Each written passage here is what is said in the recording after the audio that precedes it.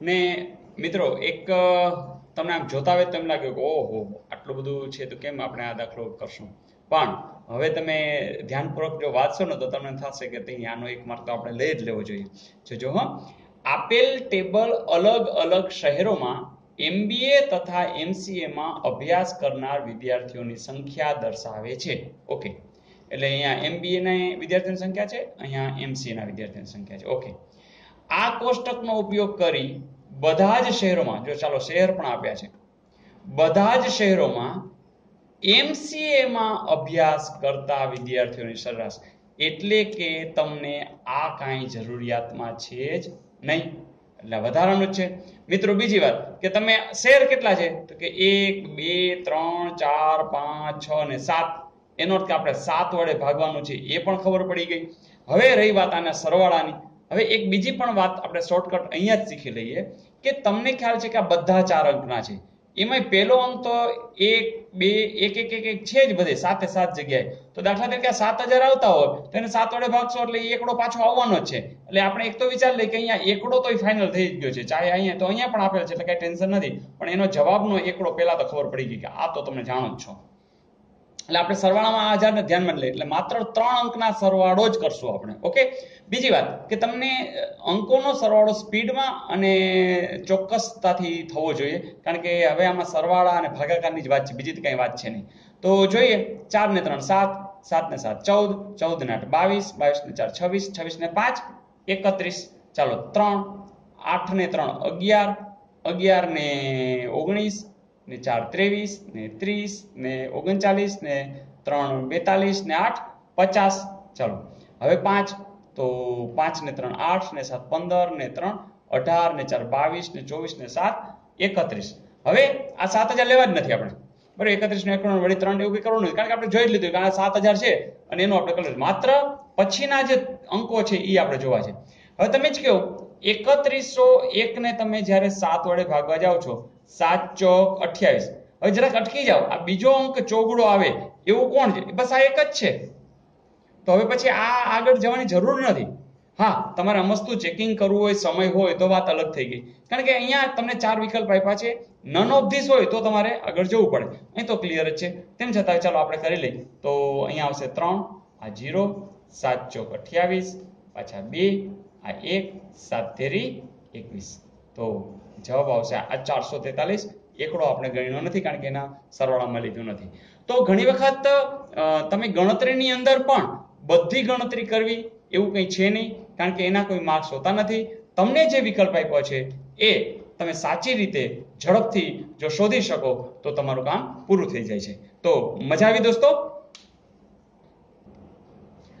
મિત્રો, કિલોમીટર ની ઝડપ અને અંતર અને સમય આના અનુસંધાને કોઈ પણ દાખલા આવે ત્યારે તમને હવે યાદ આવી જ ગયું છે કે આપણે ST માં બેસવાનું છે, દ્વારકા જવાનું છે, વચ્ચે પુલ આવશે.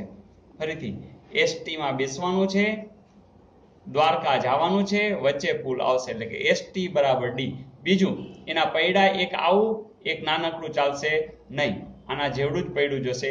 એટલે કે જો બે સમય છે એ બેનો મિનિટમાં હોય તો મિનિટમાં લેવું છે, સ્પીડમાં 1 કલાક તો અહીંયા કલાકની સ્પીડ છે તો અહીંયા કલાક હશે તો બીજું જવાબ પણ કલાકમાં મળશે, મિનિટમાં જતો હોય તો મિનિટમાં મળશે, બંને મિનિટમાં હોવું જોઈએ. તો અહીંયા ત્રણેયનું જે કોમ્બિનેશન થવું જોઈએ એકમનું એ આપણે કરી લેશું દાખલો પૂરો. ચાલો, S એટલે તો કે સ્પીડ એટલે કે ઝડપ, T એટલે ટાઈમ એટલે કે સમય, બરાબર, એ તમે જોઈ લેશો. D એટલે ડિસ્ટન્સ એટલે કે અંતર. હવે જો એક આપણે આમાં લોજિક વાપરી કે દાખલા તરીકે એક ગાડી 60 કિલોમીટર ઝડપે જઈ છે, ઓકે, બીજી ગાડી પણ અહીંયા જઈ રહી છે. હવે તમે ધારો કે વિચારો કે આ 60 ની સ્પીડ છે, આ 60 ની સ્પીડ છે, તો તમને એવું લાગશે કે પસાર જ નહીં થઈ શકે, કારણ કે બંને પેરેલલ ચાલી રહી છે. તો એ જે ભલે આ જે છે અંતર એ દાખલા તરીકે 300 મીટર લાંબી હોય અને આ જે છે એ 200 હશે, પણ એ બે પેરેલલ ચાલી જ જશે તો એમાં કઈ ફેર પડશે નહીં. પણ દાખલા તરીકે એક 60 છે અને બીજી કેટલી છે 80 ની છે, તો હવે તમને ખ્યાલ આવી ગયો કે એક 60 અને એક 80 ની હોય તો 20 ની સ્પીડે એનું અંતર કપાતું જતું હશે. તો અહીંયા પહેલા તો કે તમારી જે સ્પીડ છે એનો ડિફરન્સ લેવો પડશે. તો અહીંયા S છે એ આપણને 80 અને 60 નો ડિફરન્સ એટલે કે 20 કિલોમીટર પ્રતિ કલાક. બરાબર ને, 60 કિલોમીટર કલાક પ્રતિ છે. એ જ રીતે 80 કિલોમીટર પણ પ્રતિ કલાક છે. એટલે કે હવે કારણ કે પેરેલલ એક જ દિશામાં જઈ રહી છે ગાડી. બીજી વાત કે આપણને જે ડિસ્ટન્સ એ કેટલું, તો ભાઈ આ ટ્રેન 300 મીટર છે, આ 200 મીટર છે. એટલે કે જ્યારે પેરેલલ ચાલી રહી છે ત્યારે 300 અને હજી આગળ જશે. એટલે કે 300 ને 200 એટલે કે ટોટલ 500 મીટર એ તમારે ડિસ્ટન્સ કાપવાનું છે. ફરીથી 1 કિલોમીટર છે, 1 મીટર છે, તો ચલો આ મીટરને આપણે કિલોમીટરમાં ફેરવી દઈએ. એટલે 500 ભાગ્યા આપણે 1000 કરી નાખીએ તો આટલા કિલોમીટર. ઓકે, અને સમય કેટલો લાગશે એટલે ટી શોધવાનો છે. બસ પતી ગયું.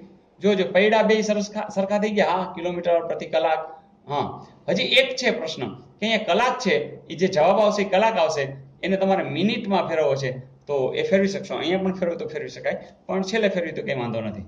બસ દાખલો પૂરો છે. ચાલો એસ એટલે કેટલા મૂકશું તો કે 20. ચાલો ટી તો કે ભલે એમને રહ્યા. ડી તો લખો 500/1000. જોજો આ 20 આ બાજુ જશે તો ટી બરાબર 500/1000 ગુણ્યા 20. હવે આ જવાબ શું આવશે તો કલાક, અને તમારે મિનિટમાં જોઈશે તો આપણે લઈ જ લઈ. તો 1 કલાકની મિનિટ કેટલી તો કે 60. તો પતી ગયું. જોજો 500 દુ 2 30 મીંડું ગયું. 3/2 મિનિટ. 3/2 મિનિટ એટલે કે 1.5 મિનિટ એવું કાંઈ છે? હા છે. તો આનો જવાબ આવશે 1.5 મિનિટ. ફરીથી આ જ દાખલાની અંદર તમને સ્પીડ છે એ દાખલા તરીકે એક ગાડી આમ જાય છે 60 કિલોમીટર પ્રતિ કલાક, અને એક ગાડી આમ જાય છે. તો આપણે જે આ ડિફરન્સ 80 ઓછા 60 લીધો એની બદલે સ્પીડ આપણે પ્લસ કરી નાખે તો એની સ્પીડ કલાકની 140 કિલોમીટર પ્રતિ કલાક થઈ જાય. આટલો ડિફરન્સ આવે. કારણ કે તમે જાણો છો કે એક આમ જાતી હોય અને એક આમ જાતી હોય તો બંને એટલી બધી ફાસ્ટ લાગે, તો એ બંનેની સ્પીડ ભેગી થઈ જાય. અને જો એક જ દિશામાં જાતી હશે તો આપણે એની તફાવત એટલે કે એમની બાદબાકી લેશું. ઓકે ફ્રેન્ડ્સ, તો આવા સમ પણ પૂછાય છે. આવા સમની અંદર પણ પ્રેક્ટિસ જરૂર કરજો.